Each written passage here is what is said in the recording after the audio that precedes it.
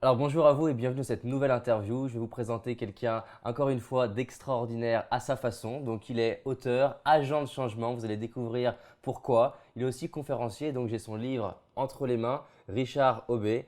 Vous allez adorer cette interview, suivez-la et ça commence maintenant. Salut, tu vas bien? Oui, ça va super bien, merci. Toi aussi? Très très bien, je suis très content que tu sois là, de pouvoir découvrir ton parcours. Qui es-tu, tiens, un petit peu? Mon Dieu, je suis un curieux mélange de spontanéité, de candeur, d'émerveillement de petit garçon de 8 ans, combiné avec la sagesse d'un homme de 88, mais dans un corps de 44. Alors, Richard Rouvé, c'est ça. Alors, qu'est-ce que tu fais aujourd'hui?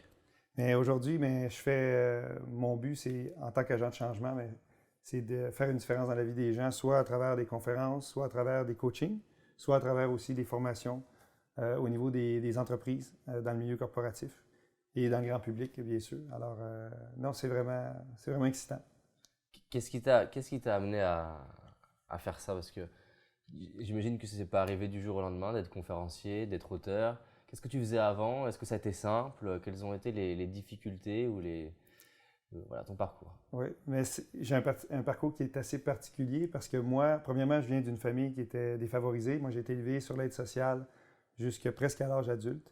Euh, alors, dans un environnement qui ne me permettait pas de croire à avoir une vie normale, là, j'avais plus l'impression d'être condamné, là, finalement, à vivre sur la sécurité sociale, comme ma mère l'a fait et d'autres. Et moi, j'ai décidé de casser le moule à 18 ans. Alors, j'ai quitté le nid à 18 ans et j'ai décidé de terminer mes études et de faire quelque chose de différent de ma vie. Et puis, finalement, j'avais un besoin de sécurité à combler, de toute évidence. Alors, je suis allé travailler dans une grande multinationale en ingénierie. Par la suite, encore dans une autre multinationale qui était au niveau, je faisais des centrales hydroélectriques. J'ai appris le métier de dessinateur. Alors, j'ai resté dans ce genre d'environnement très, très sécuritaire-là, avec fonds de pension garanti, jusqu'à l'âge de 26 ans. Et à 26 ans, j'ai réalisé que ma vie goûtait rien. Alors là, j'ai décidé de sortir de mes pantoufles en béton et de m'en aller vers les hautes technologies, parce que j'adorais dessiner en 3D. À l'époque, je vous ramène en 1994, c'était tout nouveau. Alors moi, j'ai été un des tout premiers à faire du 3D. Alors je me suis en allé dans une entreprise qui faisait des logiciels de design en 3D. D'accord? Et, euh, et on m'a dit la phrase que j'avais besoin d'entendre à cet âge-là pour la première fois de ma vie. Donc On m'a dit, 26 ans, on est oui, d'accord. à 26 ans, on m'a dit, tu peux devenir qui tu veux ici. Ici, tu n'es pas un numéro. Ici, tu n'es pas dans une grande multinationale, dans une grande hiérarchie. Ici, tu peux devenir président si tu veux. Il faut juste faire les étapes qu'il faut pour te rendre. Mais tu peux faire une carrière facilement ici et vraiment t'épanouir. C'est vraiment l'endroit où on va te permettre de te réaliser. Et ça a rentré dans l'oreille et c'est jamais sorti. Alors, j'ai été pendant 12 ans dans cette entreprise-là. J'ai occupé plusieurs postes et un jour, ben, je suis devenu directeur pour tout l'ensemble du Canada. Et j'avais 34 ans à l'époque. Waouh! Alors, j'avais des actions dans cette entreprise-là.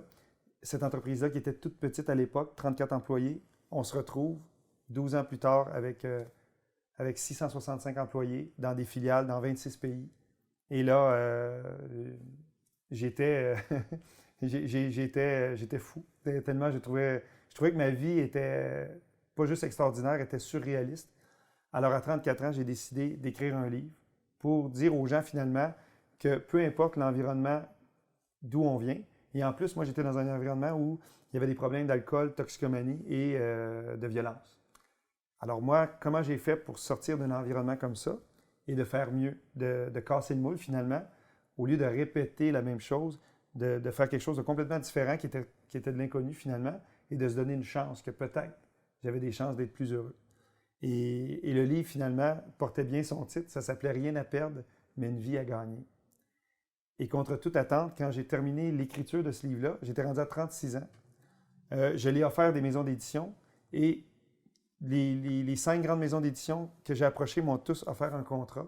Et finalement, j'y étais pour la plus grosse maison d'édition qui était à Québécois à l'époque.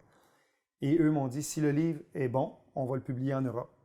Et là, le conte de fées s'est réalisé. En l'espace de 6 mois, il est devenu best-seller au Québec. Et là, la France, la Suisse, la Belgique ont voulu avoir. Et là, le téléphone s'est mis à sonner. Les gens voulaient que j'aille donner des conférences sur le livre. Ce qui est particulier, c'est que vous devez savoir que le livre, quand je l'ai donné à l'éditeur, rien à perdre, mais une vie à gagner. Il trouvait que c'était nul. Il n'aimait Le pas titre. le titre. Oui, il trouvait que c'était un titre qui n'était pas commercial, qui était bonbon, qui était ordinaire. Et là, ils m'ont dit, qu'est-ce que tu veux dire aux gens, vraiment, dans ce livre-là? Mais moi, je dis, je veux juste que les gens sortent de leur sécurité, de leurs fameuses vieilles manies, vieilles habitudes, vieilles croyances limitantes, puis qu'ils se donnent la chance. Puis cette chance-là, on a tous une chance sur deux que ça fonctionne. À l'âge de 8 ans, on y croit qu'on a une chance sur deux que ça fonctionne. À l'âge adulte, on tourne l'équation et on pense qu'on a une chance sur deux que ça ne fonctionnera pas, puis qu'on va se planter, qu'on va être jugé, qu'on va être critiqué. Mais moi, j'ai décidé de garder le petit gars de 8 ans et j'y étais en leur disant, écoutez, je veux tout simplement qu'ils sortent de leur zone de confort. Il dit ça, c'est du déjà vu. Mais j'ai dit, écoutez, je veux qu'ils sortent de leur maudite pantoufle en ciment. Et il a dit, ça, c'est excellent, mais le ciment, c'est la farine du gâteau. Le produit fini, c'est le béton. On va appeler ça, sortez de vos pantoufles en béton. Sur le coup, je n'ai pas aimé le titre, mais eux ont dit, c'est nous qui décident le titre. J'ai dit, OK, on y va. Et je dois leur donner raison parce que le livre va bientôt avoir 7 ans et il est toujours en librairie et j'en vends des milliers de copies à chaque année encore. Et eux m'ont signé pour 5, alors le prochain est en production. Et c'est pour vous dire que ce conte de fées-là, c'est jamais arrêté. Et c'est pour ça qu'à 36 ans, quand je suis allé voir mon patron pour lui dire, écoute, ma vie est en train de changer, je réalise que je peux faire mieux que ce que je suis devenu. Et lui m'a dit, non, non, ton avenir est ici. Et faire des conférences, écrire des livres, ça, c'est, à la limite, c'est du show business. À la limite, ça n'a pas d'avenir. Alors, il m'a dit, ici, tu vas être quelqu'un. Si tu t'en vas faire de la scène, tu vas être le saveur du mois, puis du jour au lendemain, tu n'auras plus de carrière. Alors qu'ici, tu vas pouvoir prendre une retraite dorée au soleil. Et moi, j'ai décidé que j'aimais mieux aller pour l'aventure que d'aller pour la routine et la sécurité.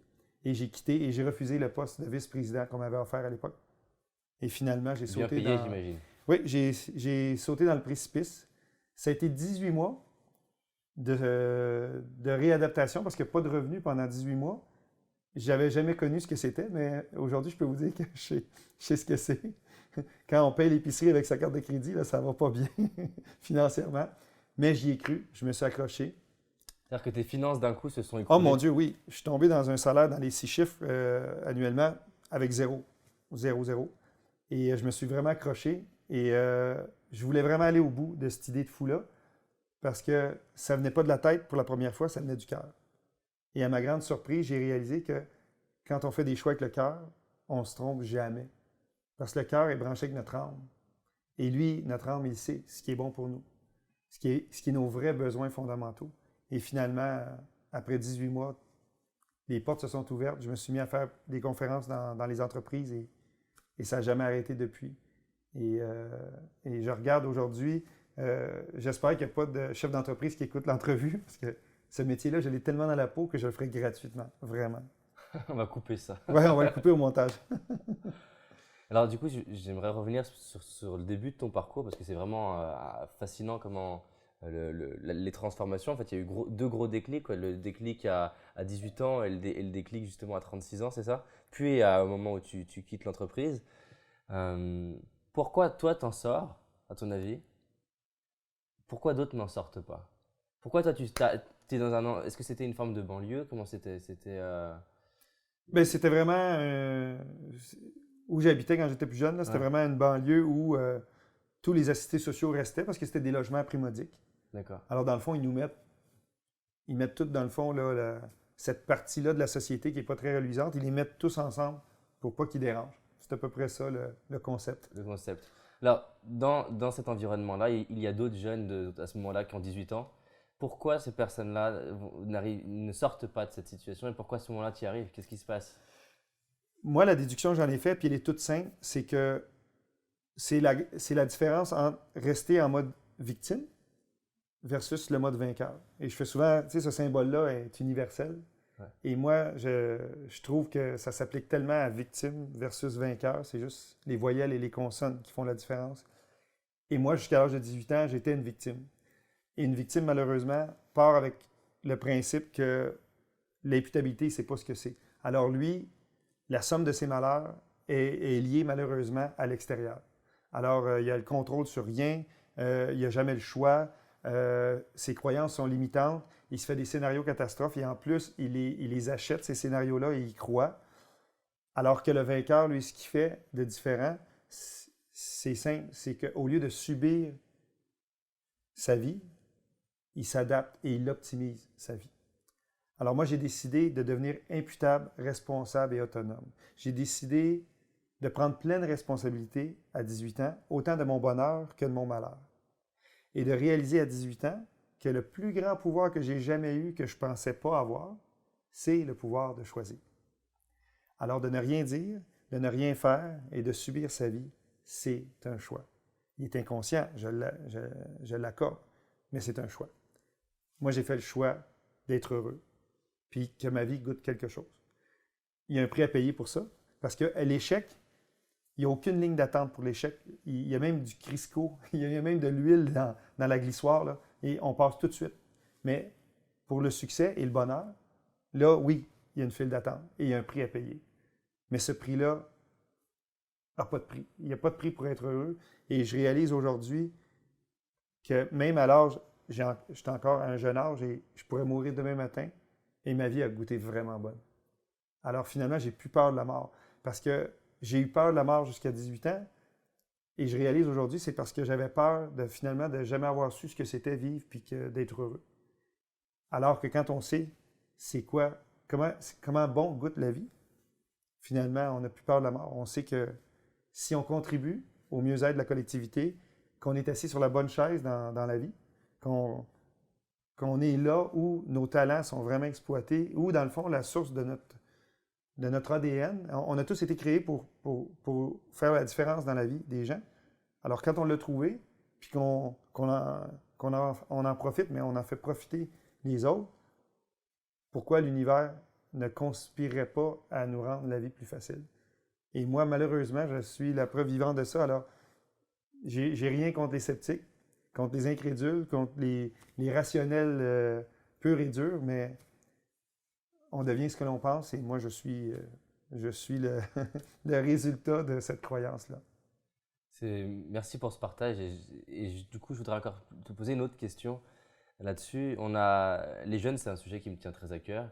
On a une fondation en but non lucratif en France qui s'appelle Les Déclics et qui a pour objectif d'impacter les jeunes de 15 et 25 ans. Et c'est tous les jeunes, que ce soit des jeunes qui ont des parents qui peuvent avoir de l'argent, qui ont d'autres types de challenges, ou des parents qui n'ont pas forcément, ou des enfants dont leurs parents n'ont pas d'argent. Et ça nous arrive d'intervenir dans des lycées justement de banlieue où il y a beaucoup de jeunes qui n'ont pas le réseau, ni les croyances, ni l'environnement propice. Ouais. Si je devais les aider au mieux, qu'est-ce que je devrais leur dire justement pour qu'ils arrivent à avoir ce déclic, pour qu'ils se rendent compte que peut-être, en fait, s'ils n'ont pas la vie qu'ils veulent, c'est peut-être qu'en fait, c'est eux qui choisissent d'être une victime. Et comme tu l'as dit, c'est inconscient. Ah oui, c'est inconscient, c'est ça qui est dangereux. Comment aider ces jeunes-là et comment aider un maximum de jeunes en banlieue et qui sont pour l'instant inconsciemment, qui font le choix inconscient d'être une victime, à passer au choix conscient d'être un vainqueur?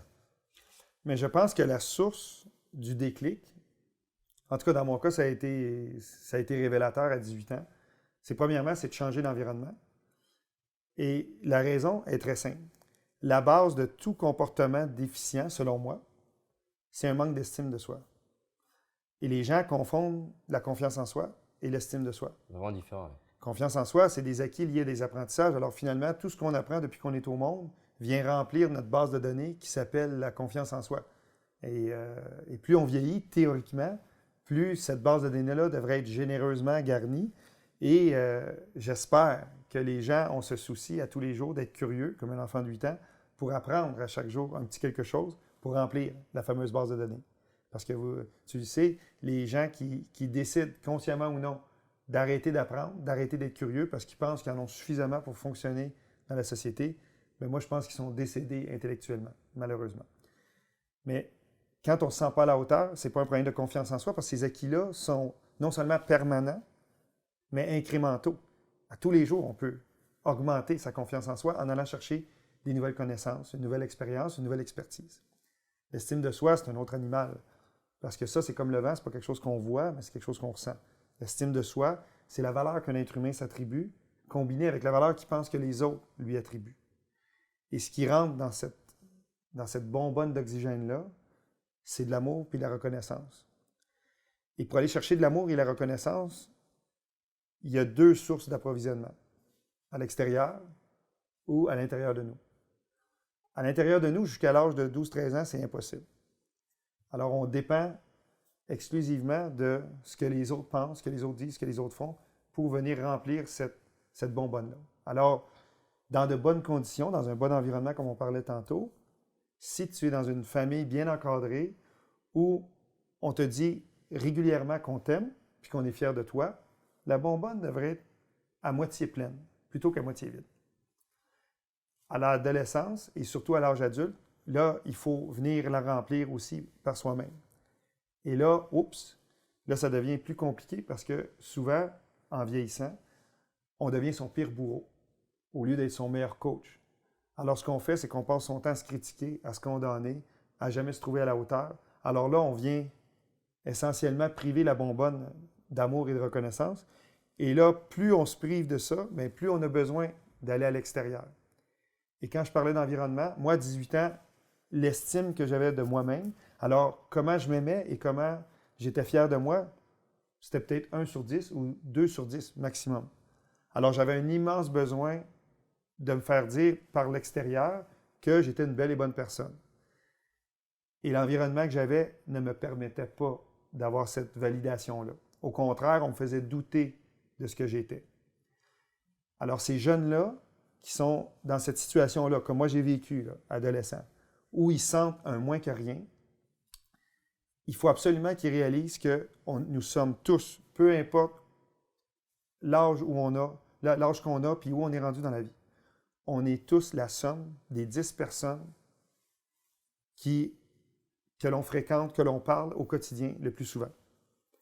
Alors, si ces 10 personnes-là ont en majorité l'effet de rayonnement sur nous, alors, à travers simplement leur regard ou leurs paroles, on se sent une meilleure personne, ces gens-là sont bénéfiques pour nous. Et on doit jalousement les garder, les entretenir, les nourrir. À l'inverse, si la majorité des gens autour de vous, de ces fameuses 10 personnes-là qui font votre quotidien, s'ils vous font douter de la belle et bonne personne que vous êtes et que le regard qu'ils posent sur vous est un regard critique, je suis désolé, mais changez l'environnement. Parce que ça va vous suivre toute votre vie. Jusqu'à l'âge adulte, je comprends, adolescent et enfant, cet environnement-là est contrôlé et on peut malheureusement pas vraiment le changer. Mais à l'âge adulte, je suis désolé, on a le pouvoir de changer l'environnement. Et moi, c'est ce que j'ai fait. Quand tu as un bon environnement, tu es bien entouré, avec des bonnes personnes, puis eux vont te permettre toi-même d'avoir un meilleur langage envers toi-même. Mais ce qui est extraordinaire, c'est quand tu commences à t'aimer profondément, à être fier de ce que tu es devenu et surtout d'être capable de te pardonner tes imperfections, à ce moment-là, la magie arrive, c'est qu'enfin, on devient authentique. Et là, comme j'aime souvent le dire, comme ma mère me disait souvent, il faut maintenant proclamer sa rareté. Parce que les gens authentiques ne font pas l'unanimité. On en a eu plein qui ont foulé la terre, qui ne se sont pas fait adorer de tout le monde, mais ils ont marqué leur époque. Des John Lennon de ce monde, des Steve Jobs, des Céline Dion, ces gens-là ont marqué leur époque, mais ils n'ont pas fait l'unanimité. Et à partir du moment qu'on comprend qu'on ne peut pas être aimé de tous, ça c'est une dure réalité, mais c'est une réalité. En contrepartie, on peut être respecté de tous. C'est difficile de manquer de respect à quelqu'un qui se respecte profondément. Alors, la seule façon de se respecter profondément, c'est de s'aimer, c'est d'être fier de ce qu'on est, et surtout le troisième, c'est de se pardonner ses imperfections. Et je pense que c'est là, à l'âge adulte, qu'on a le plus de difficultés. Si on n'est pas dans le bon environnement qui va nous permettre de se pardonner, toute notre vie, on va être insatisfait. Toute notre vie, on va toujours chercher cette quête-là de l'absolu, cette quête-là de la perfection. On va essayer inconsciemment, d'être le ou la meilleure. Et malheureusement, c'est là qu'on va tomber en compétition avec tout le monde autour de nous. Et là, notre vie va devenir un stress, un fardeau. À l'inverse, si on apprend à s'aimer, comme je le disais tantôt, à être fier de ce qu'on est et de se pardonner, c'est que là, on ne veut plus être le ou la meilleure. On veut juste être une meilleure version de nous-mêmes à chaque jour. Moi, tous les jours, secrètement, je fais un petit ajustement. À tous les jours, il y a un petit quelque chose que j'aime moins de moi, et je vais juste travailler dessus. Mais c'est 365 ajustements par année. Alors imaginez, au bout d'un an, ce que ça fait. C'est quand que les gens ne me voient pas pendant au moins 6 à 8 mois, ils disent toutes la même chose. Richard, on dirait que tu as changé. Moi, je ne le vois pas, ce changement-là. Parce que je suis un agent de changement, je change à tous les jours. Je m'améliore, je me peaufine. Mais ce que je suis reste ce que je suis. Mais ce qui est merveilleux, c'est qu'aux yeux des autres, ces petits changements-là font une très, très grande différence à long terme. Et à partir du moment que j'ai réalisé que j'avais tout ce que j'avais de besoin était à l'intérieur de moi pour me réaliser, pour devenir la belle et bonne personne que je suis, mais j'ai arrêté de dépendre de ce que les gens pensent, ce que les gens disent, ce que les gens font. Et j'ai commencé à m'aimer tellement qu'aujourd'hui, de l'amour, j'en ai pour tout le monde. Ma bonbonne d'estime de soi, maintenant, déborde. Alors là, j'arrive enfin à donner sans attendre. Puis ça, c'est le plus grand défi de l'humain, de donner sans attendre. Je suis capable de donner sans même pas attendre un merci ou un sourire. Parce que ça déborde. Si la personne en face de moi fait rien avec, ben de toute façon, il tombait. Il serait tombé par terre, puis il y a quelqu'un d'autre qui l'aurait ramassé. Mais cette satisfaction-là, d'avoir ce sentiment profond-là à tous les jours de ma vie, que je peux faire une petite différence dans la vie de quelqu'un, j'ai pas besoin de rien d'autre pour être heureux. Puis en conclusion, je vais faire ça simple. Hein. J'ai tout ce qu'il faut pour être heureux dans la vie.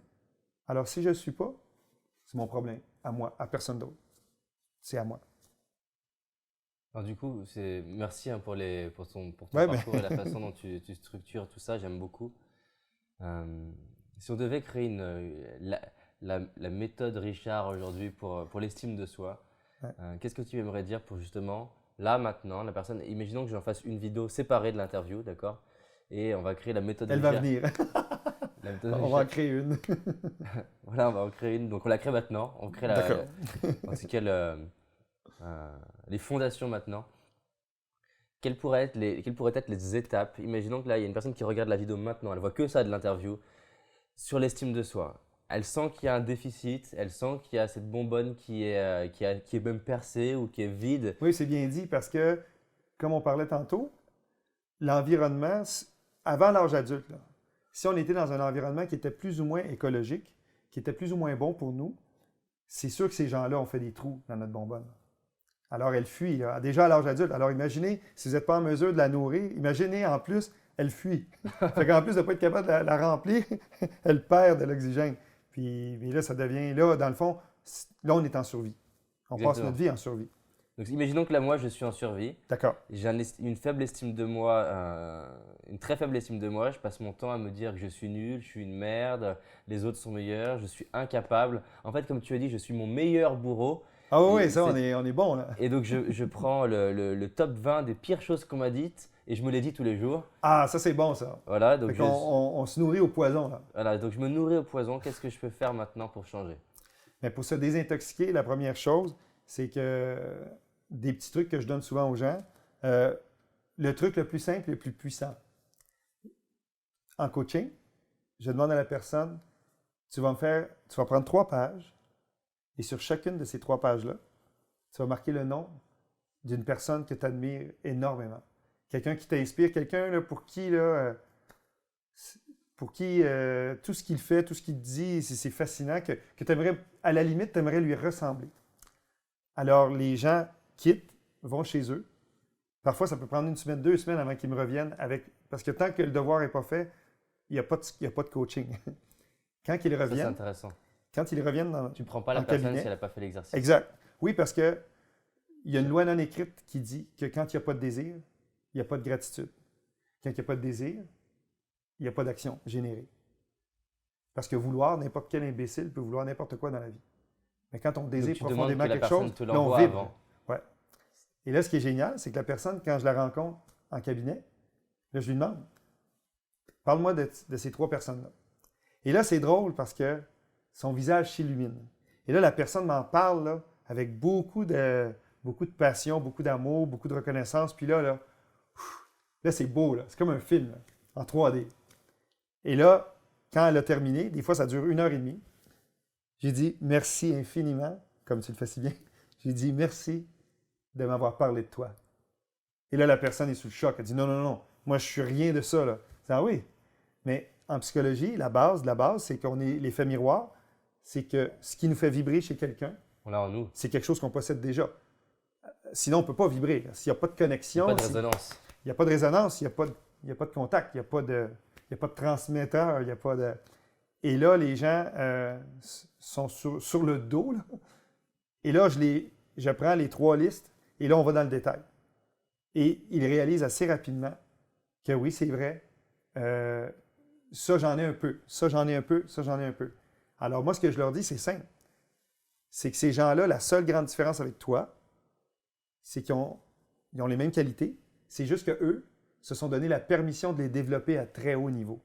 Alors toi, il faut juste que tu te donnes cette même permission-là de dire, regarde, je sais que je l'ai, maintenant je vais nettoyer le tout et je vais le peaufiner, je vais le nourrir et là, il va devenir extraordinaire. Comme une plante dont je vais m'occuper. Exact. Donc c'est comme si j'avais la graine, elle est là, mais Oui, c'est bien dit, David. C'est j'ai la exactement graine, ça. l'autre a un énorme arbre qui est resplendissant dans la cour, mais en fait ça a été une petite graine à un moment donné. C'est ça. D'accord? Et dans le fond, c'est la constance qui a fait la performance. C'est qu'à tous les jours, cette graine-là a été arrosée, nourrie. On en a pris soin et elle est devenue adulte. Elle est devenue belle et grande et rayonnante. Et elle a rempli le rôle pour lequel elle a été créée. Une fleur, là, en sortant de la terre et en s'épanouissant, elle le sait, la fleur, qu'elle va mourir dans les semaines, dans les mois qui vont venir. Mais elle donne les plus belles pétales, la plus belle couleur qu'elle peut, parce que c'est ça, sa contribution. Nous, on a l'immense privilège, comme être humain, avoir cette floraison-là durant 80, 90 ans, 100 ans. Pourquoi on reste à l'état de graines enterrées dans une terre non fertile?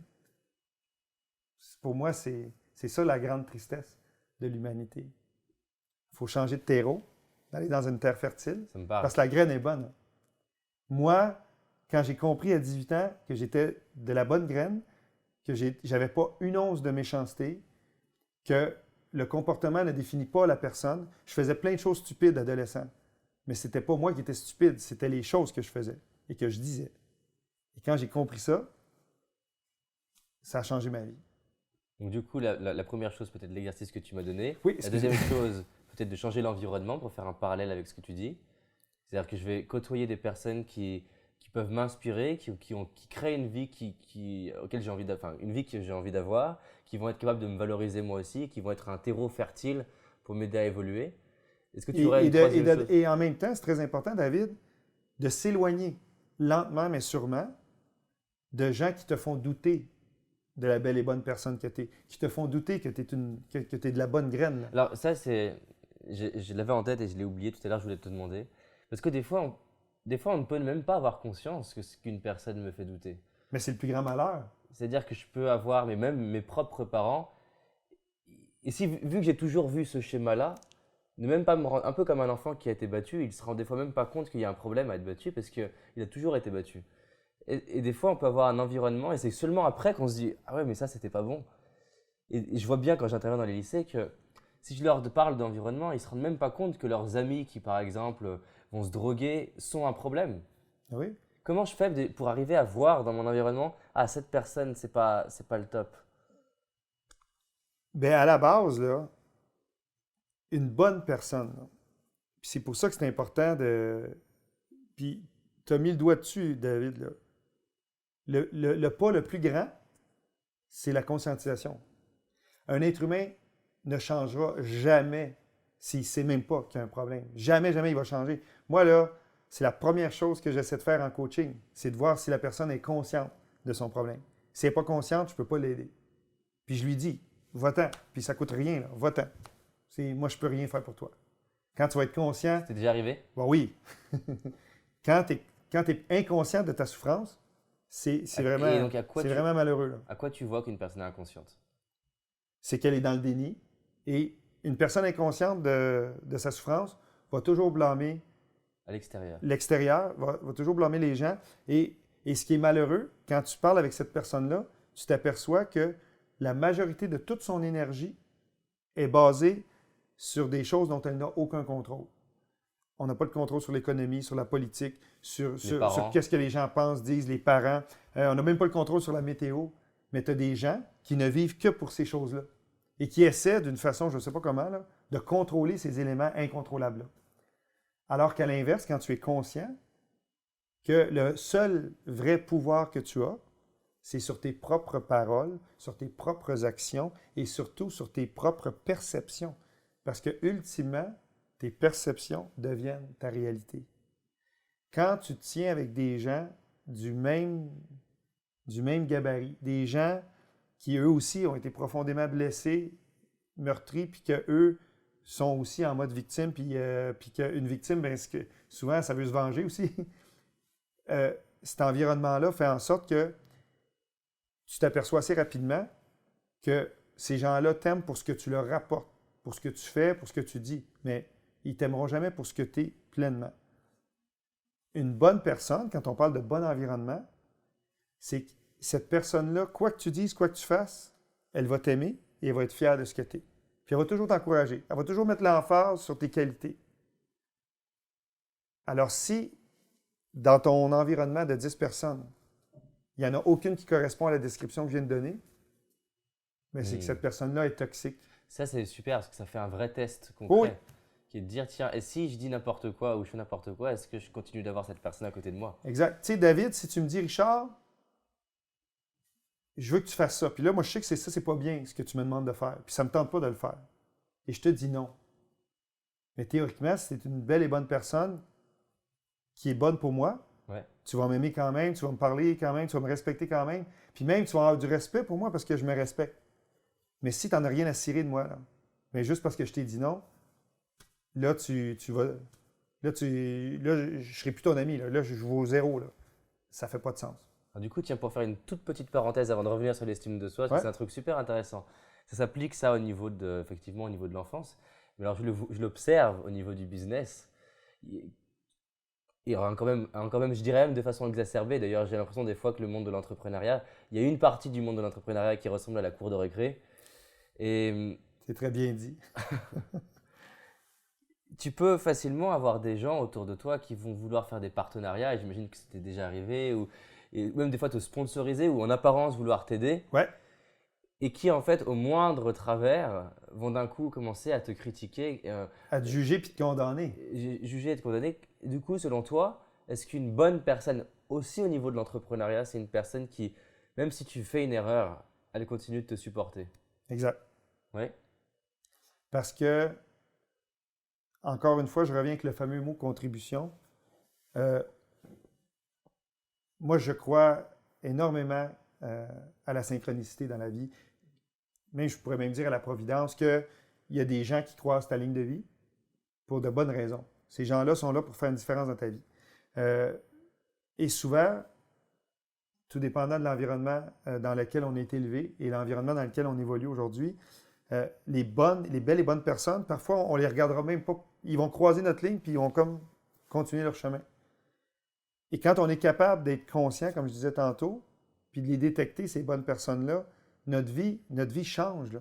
Parce que, regardez, moi, je donne souvent l'image d'une bonne mère de famille. Puis je le sais encore, il y a des gens qui nous écoutent qui n'ont pas eu ce privilège-là d'avoir une bonne maman. Mais une bonne maman, je pense, c'est ce qui se rapproche le plus des gens bienveillants, du regard bienveillant. Un regard bienveillant, c'est quoi que tu dises, quoi que tu fasses, moi, je vais t'aimer, je vais être fier de ce que tu es. Toute ta vie, je vais être là. Alors que ce soit en affaires, que ce soit en amitié, que ce soit en amour, ça prend ces deux règles d'or-là. Il faut que la personne t'aime et soit fière de ce que tu es. Les couples qui sont ensemble depuis très très longtemps et qui sont toujours heureux, c'est qu'ils s'aiment inconditionnellement, mais surtout aussi, ils sont fiers l'un de l'autre. Si tu n'as pas les deux, il n'y a pas de pérennité. Impossible. Ça s'applique en amitié, ça s'applique en affaires aussi. Et justement, pour moi, c'est très intéressant ce que tu dis parce que, par exemple, je vais prendre un exemple concret aux États-Unis. J'ai rencontré beaucoup de monde, beaucoup Ouais. d'entrepreneurs de différents niveaux. Et j'ai rencontré un entrepreneur qui, euh, si j'avais juste regardé, entre guillemets, l'apparent CV, je me serais dit, pas intéressant. Et je sais avec de la gratitude, et Gerhard, si tu nous regardes, c'est avec beaucoup de gratitude que que j'ai cette personne dans la vie, je sais très bien que dans 30 ans, peu importe ce qu'on va faire ou pas en termes d'activité, c'est comme si j'avais rencontré un frère. Et que je sais OK. très bien que ça dépasse largement euh, le business et que peu importe effectivement ce que je dis ou ce que je fais ou même une erreur que je pourrais faire, même vis-à-vis de lui, euh, il y aurait cette relation qui se maintiendrait. Simplement, comment arriver, parce qu'il y a des gens qui me disent, David, toi, tu as de la chance, parce qu'en fait, tu as cette personne, et c'est vrai, j'observe, et j'ai de la gratitude, et je me rends compte que c'est un des plus beaux cadeaux que ma vie a aujourd'hui, au-delà de l'argent, largement au-delà de l'argent, c'est que je m'attire de plus en plus de ces personnes de qualité où je vois que ça dépasse le gain mutuel de ce qu'on va apporter à l'autre, et que c'est juste une vraie relation. Mais c'est Comment? parce qu'on est vibratoire et on attire ce qu'on dégage. Voilà, justement, alors ma question est là, comment les personnes et comment moi-même, d'ailleurs, je peux accélérer ou optimiser ce processus-là ou l'améliorer, d'arriver à sentir les bonnes personnes, d'arriver à sentir les bons partenariats, d'arriver aussi à oser dire non, des fois, à un truc qui paraît magique, mais en fait non, je le sens pas. Mais toujours pour abonder dans ces petits trucs-là qu'on pourrait donner à ces jeunes-là, mais même jeunes et moins jeunes, puis Oui, même, là, je pense qu'il y a tout, beaucoup d'adultes. là, c'est tout public, là, ma Ouais. question. Puis ça peut s'appliquer vraiment à tout âge, là, 7 à 77 ans finalement. C'est que c'est d'être capable au quotidien, quand on a un malaise, un mal-être, qu'on a l'impression que cette personne-là, la chimie n'est pas bonne, ou on ne se sent pas bien en sa présence, ou dans son regard, il y a quelque chose de biochimique qui se passe. Il faut se poser la question, est-ce que ça, j'ai besoin de ça dans la vie? Déjà là, ça te conscientise au moment présent. Parce que il n'y a pas de mauvaises personnes foncièrement mauvais là, sur Terre. Là. On oublie là, ceux qui ont des problèmes psychologiques, là, psychiatriques. Là. Je parle de quelqu'un qui est sain d'esprit. C'est ma croyance Je le que je partage. partage. Je pense qu'il n'y a pas de gens foncièrement méchants. Mais au même titre qu'un animal, si tu es dans un mauvais environnement et qu'on te montre à être méchant, ben ça va devenir ta réalité. Moi, j'ai été battu jusqu'à l'âge de 16 ans, puis je pensais que c'était normal de battre ses enfants. Mes enfants, je ne les ai jamais battus. Parce que j'ai réalisé, heureusement, que ça, c'était pas normal. Mais pour moi, jusqu'à 16 ans, c'était une réalité. Que si tu ne dis pas ce qu'on te dit de faire, puis que tu n'écoutes pas ce qu'on te dit, ben, tu mérites qu'on te batte. Parce que ça veut dire que tu C'est pas bon. es un imbécile, puis tu comprends juste par la violence. Et là, je réalise aujourd'hui que finalement, ça n'a pas de sens. Mais j'ai été une époque, là, pour moi, c'était une réalité qui était tout à fait normale. Alors, je pense que tout individu qui se retrouve dans une situation où il ne se sent pas bien, qui soit capable de s'arrêter, de faire une pause, là, de se détacher émotivement, puis de se demander, ça, est-ce que c'est bon pour moi? Et ça, c'est ça, se respecter. Et c'est fou, c'est qu'à chaque fois qu'on fait une prise de conscience comme ça, de plus en plus, on commence à reconnaître sa rareté, puis à reconnaître ce qui est vraiment bon pour nous. Et c'est là qu'on finit par être capable de dire non. Parce que combien de fois, puis je l'ai vécu, puis je me fais prendre au jeu encore aujourd'hui, Ouais, moi aussi. combien de fois, par peur de déplaire, par peur De perdre aussi des fois. de perdre aussi, c'est que je vais dire oui. Et finalement, là, je réalise tôt ou tard qu'à vouloir plaire à tout le monde, c'est à moi que je déplais, ultimement. Et c'est fou à quel point que, pour justement, encore une fois, aller chercher un peu d'amour puis de reconnaissance, comment on peut faire des compromis qui, malheureusement, sont irréversibles. Là. On subit littéralement la situation. Combien de fois qu'on s'est retrouvé, tout le monde qui nous écoute, l'ont tous vécu au moins une fois dans leur vie, de se retrouver dans un endroit, que ce soit un souper, une fête, n'importe quoi. Là. Puis là, tu dis, qu'est-ce que je fous ici? Moi, je suis pas bien. Mais on est là parce qu'on ne veut pas décevoir. Là. C'est ridicule. C'est pas normal qu'on s'en fasse plus pour cette personne-là qu'elle s'en fait pour nous. Et c'est là, quand on commence à réaliser à quel point que, puis je sais que ça va peut-être choquer des gens Mais qui ça me nous va très écoutent, bien, vas-y. mais la personne la plus importante au monde, c'est soi-même. Et là, je vous parle, je suis père de famille de 2 enfants, puis j'ai une femme. Ces gens-là sont hyper importants dans ma vie. Mais j'ai compris, heureusement, pas trop tard, que la personne la plus importante au monde, c'est soi-même. Parce qu'on le dit, tu sais, quand on prend l'avion, que quand le masque à oxygène descend pour tout le monde, c'est qu'on doit se le mettre à soi pour être en mesure d'être suffisant, d'être en capacité d'aider les autres.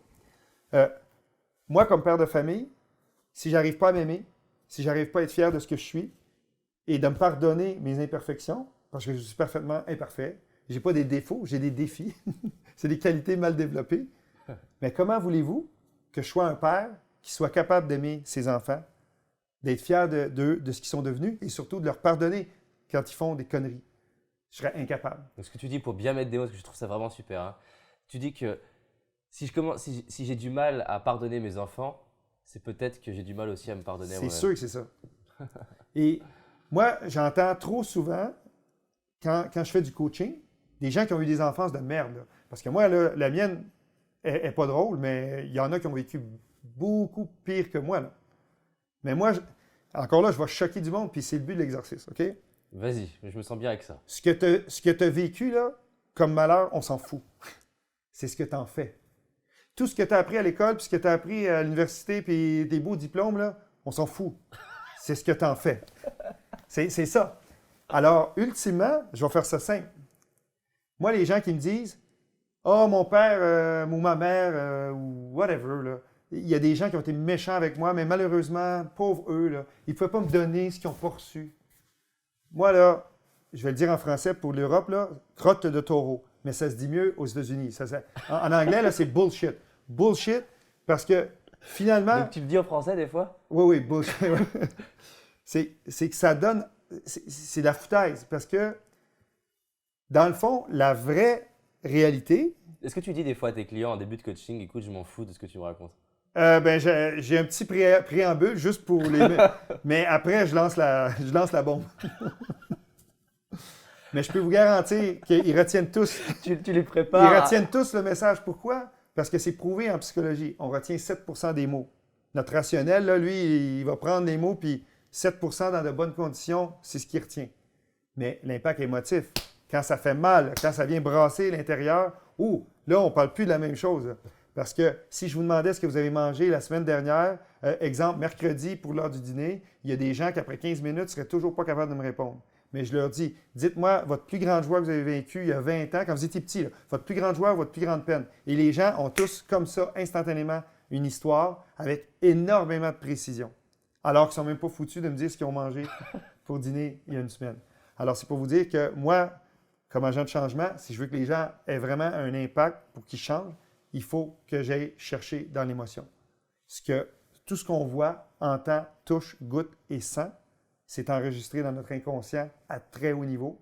Et la plus belle preuve que je peux donner aux gens, des fois, vous entendez une musique et ça vous ramène, il y a 30 ans, ça vous ramène quand vous étiez petit, puis vous revivez tous les autres sens qui ont enregistré. Là, vous vous souvenez, ah oui, c'était une belle journée, ah oui, il faisait chaud. Là, hop, c'est drôle, là, votre sensitif a embarqué. Ah, ça sentait bon, c'était le printemps. Ah, là, l'olfactif s'en souvient lui aussi. Et c'est fou, cette information-là est emmagasinée dans notre inconscient et malheureusement ou heureusement, notre conscient, notre rationnel, lui, c'est un gros filtre, comme un gros filtre à air qui, lui, va juste chercher ce qu'il y a de besoin pour fonctionner. Puis c'est malheureux, hein?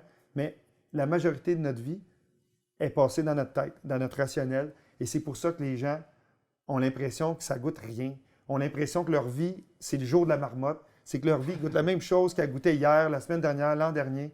Alors que si on irait de temps en temps enlever le filtre puis aller fouiller là-dedans, c'est fou. Tout est là. Alors, ultimement, c'est pas compliqué. C'est que tu peux difficilement donner aux autres ce que tu n'es pas foutu de te donner à toi-même. C'est ça, la vraie réalité. Ouais, j'aime beaucoup ça. Moi, je ne peux pas, au même titre que toi. Pourquoi tu es capable de donner avec autant d'amour, de générosité, de reconnaissance aux autres? Là? Tu fais plein de choses bénévolement. Il y a plein de choses que tu fais déjà à ton âge qui est phénoménal. Là. Puis là, les gens disent, mais oui, mais pourquoi David, tu fais ça? Là? Tu sais, ça te donne quoi de faire ça?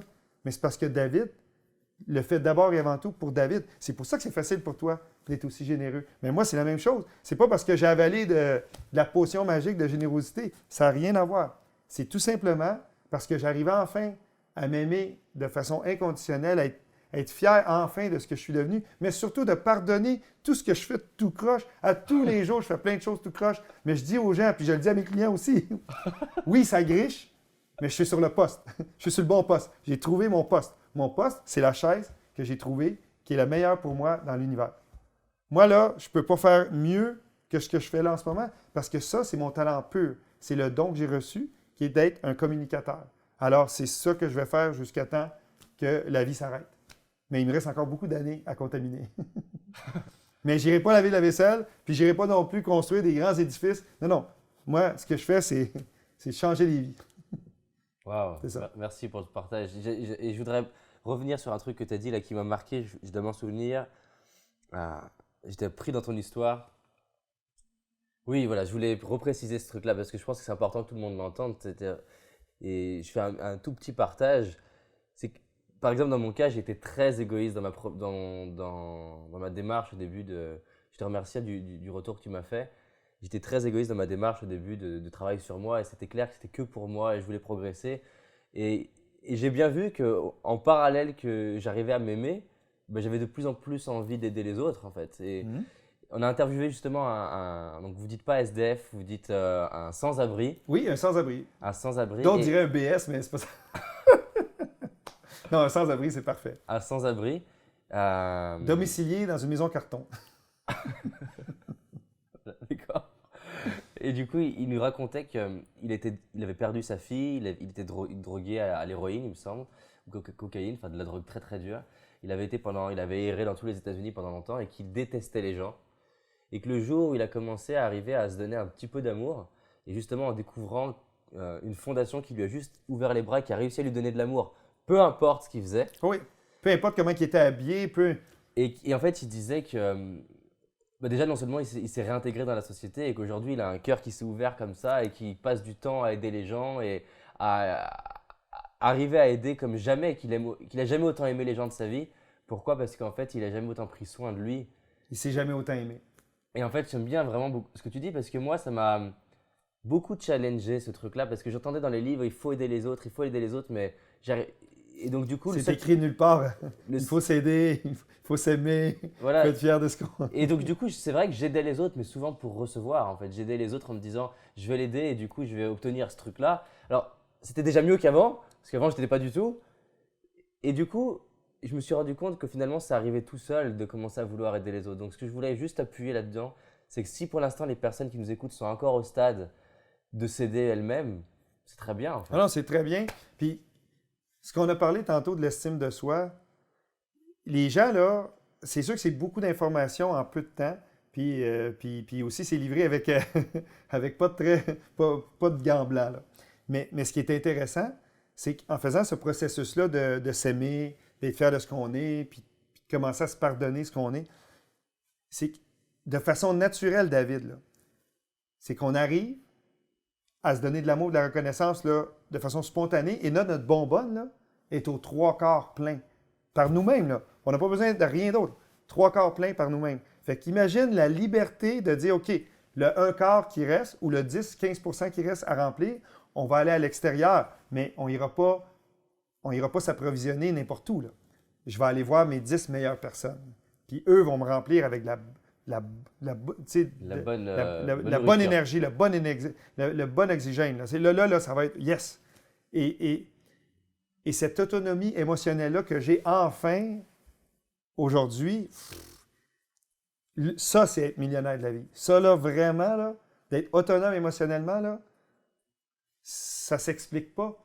Parce que depuis ce jour-là, je vis dans l'abondance.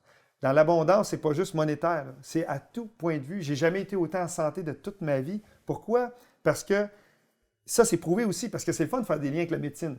Oui. Mais en médecine, en psychologie, ils ont fait des études et c'est génial parce qu'on sait que le rire a des propriétés extraordinaires parce que guérison, ça régénère le système, les molécules et tout ça, blablabla.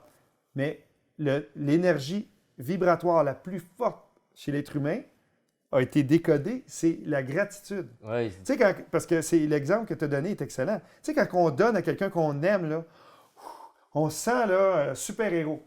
Mais cette vibration-là, là, on ne réalise pas à quel point qu'elle est elle guérit plein de choses, elle régénère des cellules, elle déride le visage, elle fait plein de choses. Là. Mais on ne réalise pas que quand on arrive à cette autonomie émotionnelle-là, bien, on vibre dans la gratitude au maximum parce que là, enfin, ça goûte bon. Puis je vais vous dire, là, puis ça, c'est important que je laisse ça en héritage aussi, que je fasse une différence auprès des gens qui nous écoutent.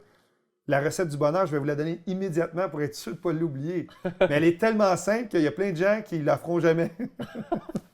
Parce qu'on aime ça souffrir, on aime ça aller faire de grands détours. Là. Tu sais, dans ma conférence, je parlais de la.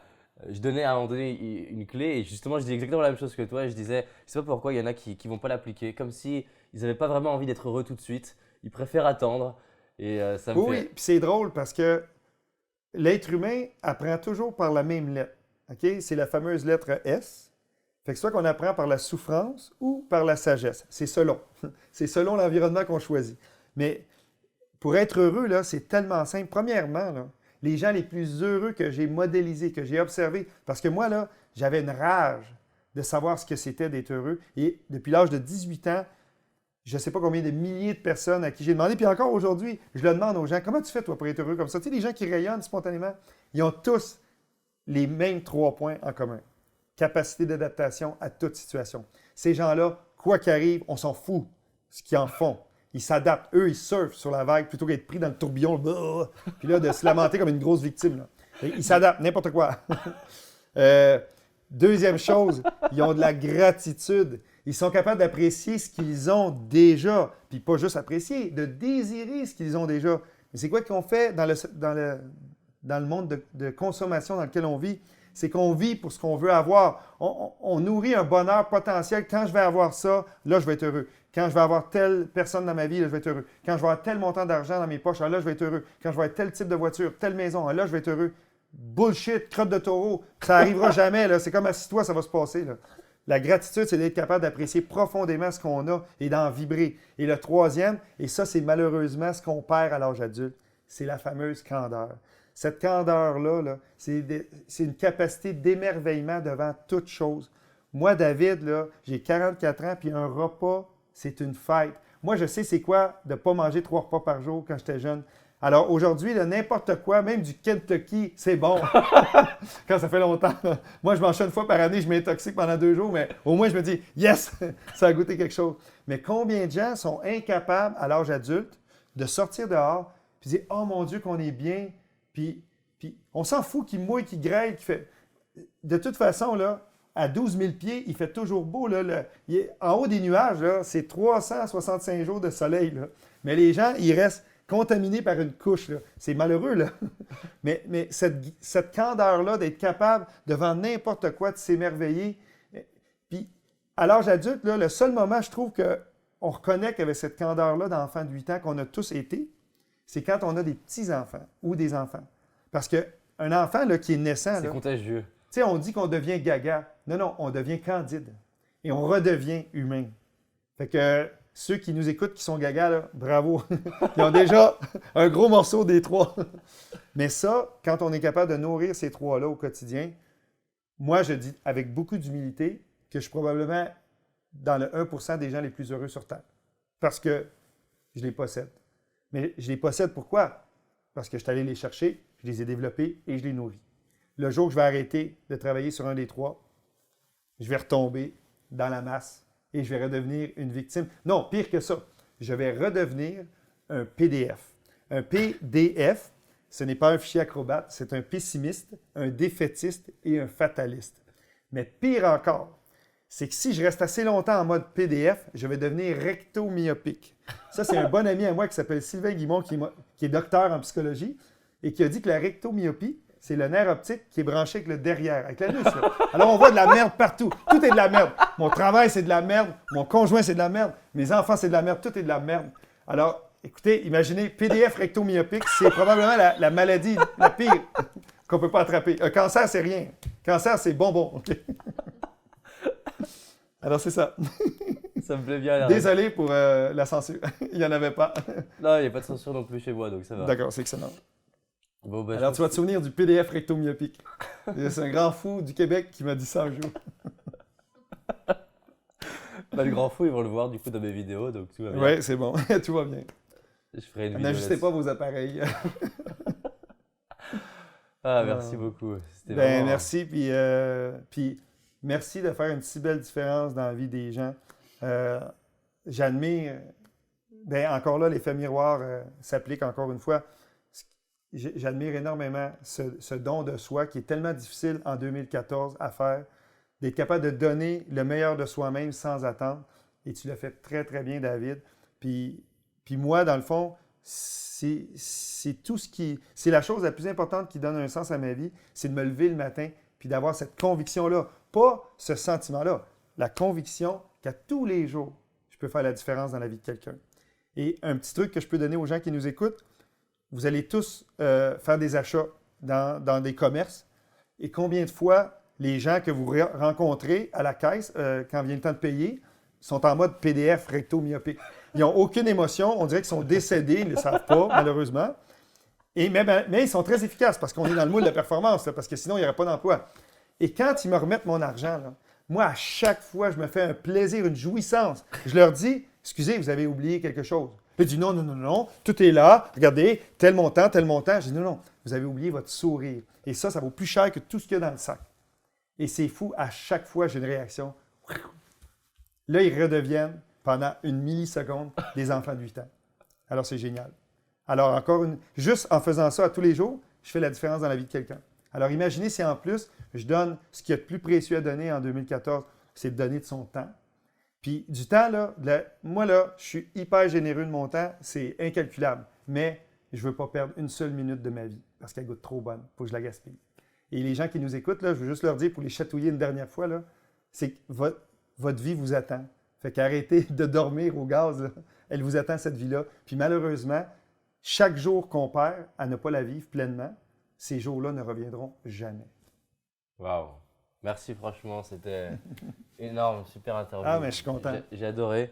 Et donc, du coup, si vous n'avez pas vu le livre en début d'interview, vous allez vite foncer sur Amazon et vous allez le commander maintenant. Pas dans 10 minutes ou demain, maintenant. Votre vie vous attend. Merci beaucoup. Merci beaucoup. Ça a été un moment de pur bonheur. Puis, sais-tu quoi? Les minutes qu'on vient de passer ensemble, ça, c'est des minutes qui valaient vraiment la peine d'être vécues. Je confirme pour moi aussi. Bingo. Et je peux te dire que ça me paraît limpide pourquoi ton activité est florissante. Ah, ben merci infiniment.